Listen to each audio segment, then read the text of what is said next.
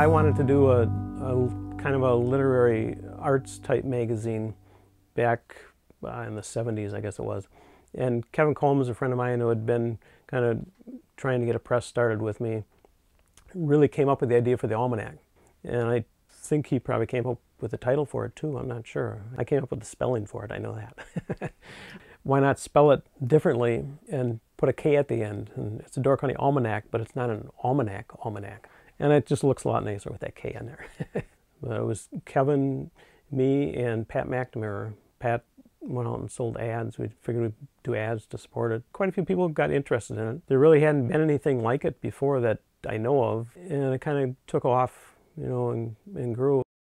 Came up with the idea of the first book to do shipbuilding. We wanted it to be individual articles about different things, but related to the same subject matter. The first one, the cover was from a woodcut by Frederick Victor Poole, the artist that had a summer place in Bailey's Harbor in the 20s and the 30s and taught at the Art Institute in Chicago. I knew his son and daughter-in-law then. They lived in Bailey's Harbor, and they said, sure, go ahead and use it. After the first issue, I split from, because I wanted to do my handmade books and stuff, and they started working on the second issue but weren't able to continue because they didn't have the money to do it. And I ended up getting together with Lon Kapitsky from the Door Minder, and he was willing to back it, and so we took it over from them.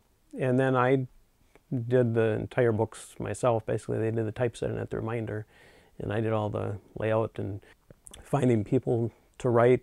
But then people started to approach me, so I didn't have to go looking all the time for people to do stuff. People came wanting to do something, and with ideas too. The second one, that was on orchards. The third one, I did fishing for the subject matter. And then the fourth one was on farming. The fifth one was on tourism and related things to tourism. When we did the first book, we probably set kind of a size for it. And I think that had to do with money too, what it would cost to get it printed. And because it was the first one and we weren't sure. When I started on the second one, it just seemed like there was a lot of stuff out there to put in it. Kind of used, I guess, mostly everything I could get. I wanted to save some of the history of Door County, the things that were being forgotten about, that we tried to get, you know, people interviewed, and, you know, if somebody doesn't write it down, it's just forgotten. Some of the stuff I reprinted things from some old books that I found too, because they're not around. There was one on, I think it's in the Orchard one, that I'd never seen before. It was about the early days in the county. I wanted them to look good, and I wanted to use good art in it, and ask all the artists around that I knew if they'd do something for it. And, you know, most of them were willing to do a little drawing or something.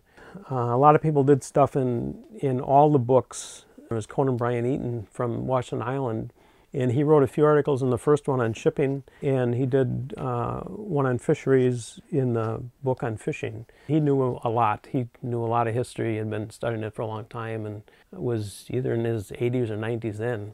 And then John Enigal from Carlsville wrote articles in almost all the rest of the books on the orchards and farming and tourism too. He researched them, he knew a lot. He knew a lot of the people anyhow. His family went way back there.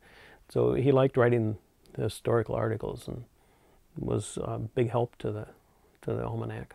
In the Door County Almanac on tourism, there was one article that had a personal connection for my family. 3 articles on Maxwell Braes, which was built by my uncle, Michael McArdle, who was the president of Sunbeam in Chicago, and he bought up the old family farm area there and built Maxwell and Braes. I think when he was over in Scotland that he came up with the idea, or the name.